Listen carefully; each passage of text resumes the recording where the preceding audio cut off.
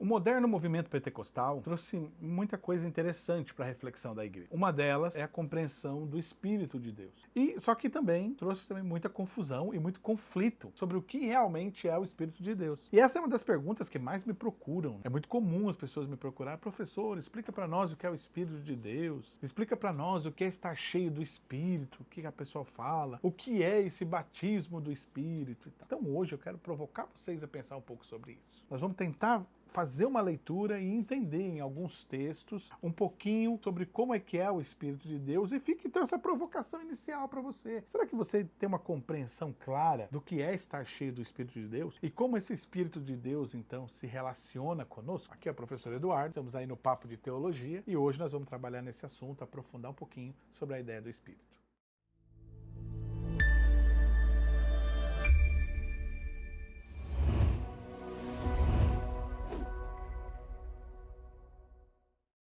Quando a gente olha para o Espírito de Deus, então a primeira coisa que a gente tem que entender é que o moderno movimento pentecostal, aí de 1900 para cá, 890, 1900 para cá, você tem toda uma mudança no cenário teológico e começa uma ênfase no movimento pentecostal. Isso é mérito dos pentecostais, o retorno do Espírito, sem dúvida. Claro, o movimento metodista, ele trouxe em algum momento a segunda bênção, e ele foi ali talvez um movimento holiness também. Foram movimentos que no começo, ali um pouco antes, 1800, 1850, começaram a sinalizar, mas ainda não era uma coisa clara. O fenômeno mesmo vai acontecer nos Estados Unidos, ali 1890, 1880, até 1900 ali você tem todo esse fenômeno pentecostal surgindo, e surgindo com uma interpretação do Espírito. Tradicionalmente na Assembleia de Deus se vincula a compreensão da Agnes, né, da senhora Agnes, da irmã Agnes, que teve uma experiência com o Espírito. Ela queria então ler o livro bíblico ali, queria ser batizada no Espírito, começou a orar e teve ali uma experiência com Deus. E dali então, interessante,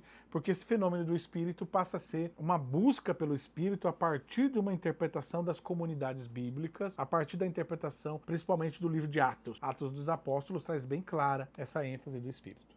Vale ressaltar aqui que é só Atos, inclusive as cartas paulinas, isso é bem esparso, né? Não tem muita profundidade. E quando Paulo trabalha o Espírito, ele trabalha de uma perspectiva bem mais objetiva, que é o que a gente vai tentar trabalhar hoje. Os evangelhos também muito pouco, mas é o livro de Atos quem realmente aprofunda nisso. Mas o que é então esse movimento do Espírito, esse estar cheio do Espírito? Assim, nas igrejas pentecostais, isso se aproximou muito da tradição teológica metodista e se vinculou à noção de segunda bênção como uma experiência espiritual, uma experiência interior, uma experiência real. A ideia é essa, né? Real no sentido onde a pessoa entende como real com Deus. Também é um movimento crítico ao tradicionalismo, crítico ao ritualismo da época das igrejas, crítico às tradições europeias em que a pessoa herdava sua religião da nação em que ela era. Então esse movimento conflitou muito com isso e levou as pessoas a entenderem que não adiantava só ter nascido cristão, era preciso ter essa segunda bênção, essa experiência mais interior com Deus. E foi assim que o movimento pentecostal começa. Mas o movimento pentecostal também traz muitos excessos e algumas bagunças no conceito, unção de tudo quanto é gênero, tipo e forma,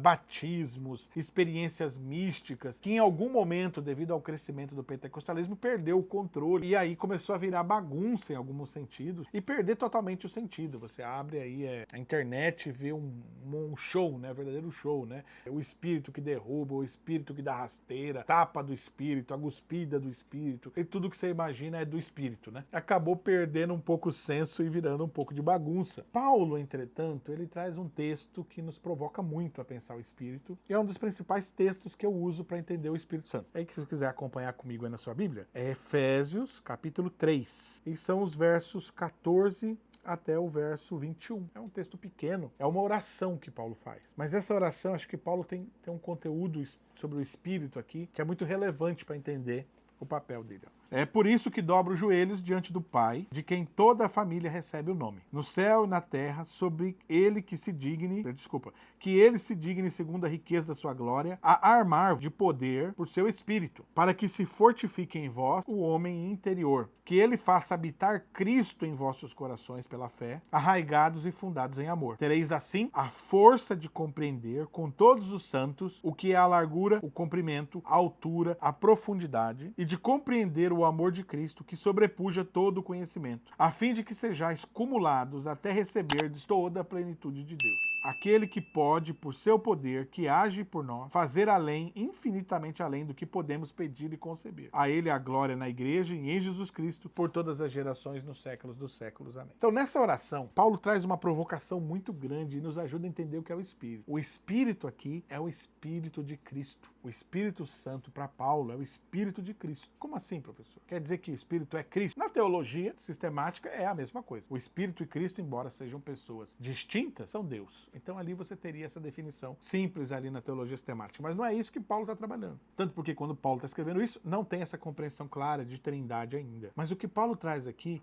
é a função do Espírito. O papel do Espírito, ele coloca aqui, é fortalecer o homem interior para que Cristo habite em nossos corações. O papel do Espírito é trazer Cristo para o nosso coração e fazer ele habitar em nós. Fortalecer a imagem de Cristo em nós.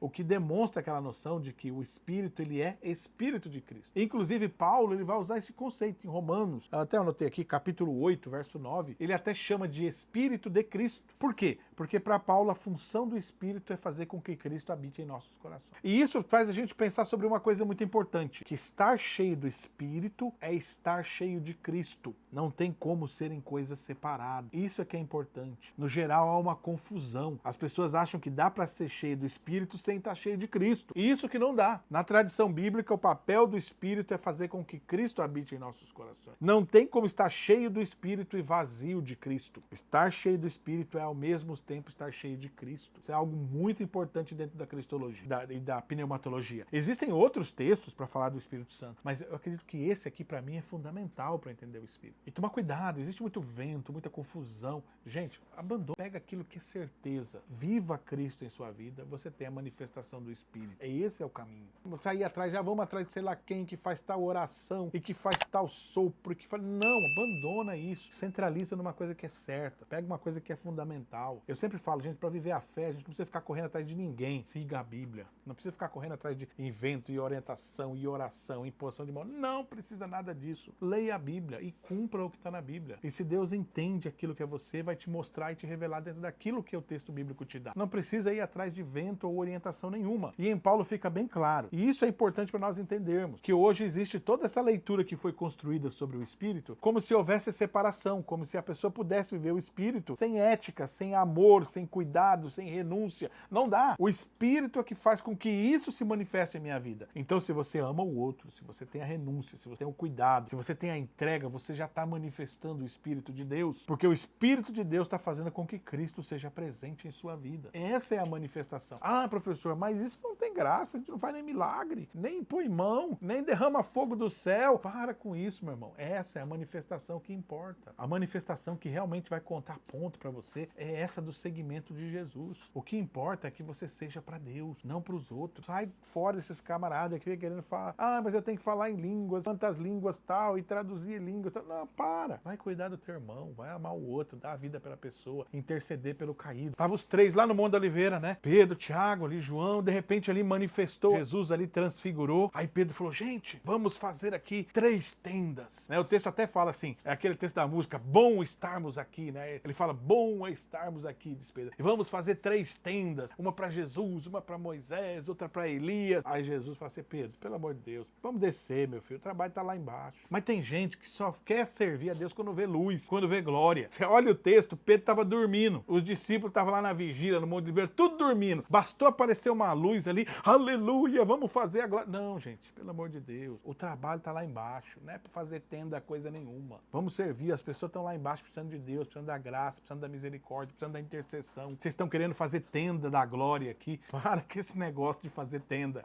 Então entendam bem, isso aqui é importante. Quando eu olho o Evangelho, o Espírito Santo, estar cheio do Espírito, manifestar o Espírito de Deus é estar cheio de Cristo e manifestar a presença dele. Se você está cheio de Cristo e manifesta a presença dele, fica tranquilo.